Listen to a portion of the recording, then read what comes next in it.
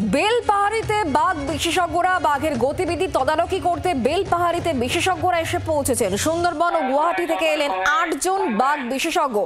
ঘটনাস্থলে ঝাড়গ্রাম, পশ্চিম Medinipur, Odisha tranquilliser team রয়েছে। বাঘের অভিমুখ কাকড়াঝোড়ের দিকে। খাবারের লোভে গ্রামে ঢোকা আটকাতে বাঘের সম্ভাব্য লোকেশনের কাছাকাছি ছাড়া হচ্ছে ছাগল। একাধিক খাঁচার ব্যবস্থা করেছে বন দপ্তর। ড্রোন উড়িয়ে বাঘের গতিবিধিতে নজরদারি চালানো হচ্ছে বন দপ্তরের তরফ থেকে। কেউ জঙ্গলে ঢুকছে কিনা তাও নজর রাখা হচ্ছে এবং একই সঙ্গে চলছে মাইকিং। একটি বাঘ ময়নাদের চিটামাটি জঙ্গলে ঘোরাফেরা করছে। আপনারা সবাই সতর্ক হয়ে থাকবেন, জঙ্গলে কেউ প্রবেশ করবেন না। বাঁশবাড়ি রেঞ্জের পক্ষ থেকে জনস্বার্থে পরিচালিত একটি বাঘ ময়নাদের চিটামাটি জঙ্গলে ঘোরাফেরা করছে। আপনারা সবাই সতর্ক হয়ে।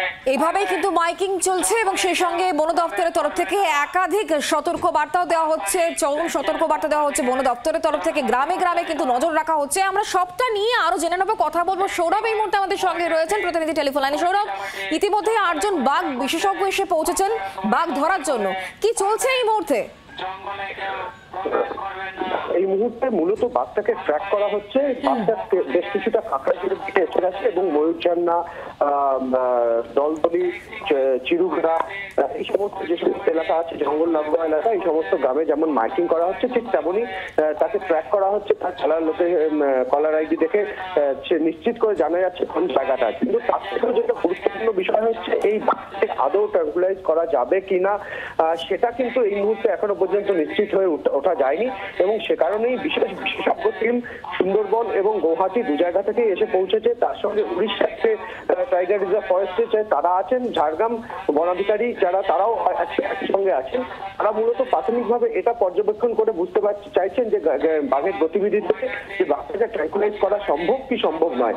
যদি ট্র্যাঙ্কুলাইজ করা যায়, সে যে যদি সুস্থ থাকে তাহলে তাকে ট্র্যাঙ্কুলাইজ করে অবিলম্বে উড়িষ্যায় নিয়ে যাওয়া হবে, এরকম একটা সিদ্ধান্তের দিকে যাচ্ছে।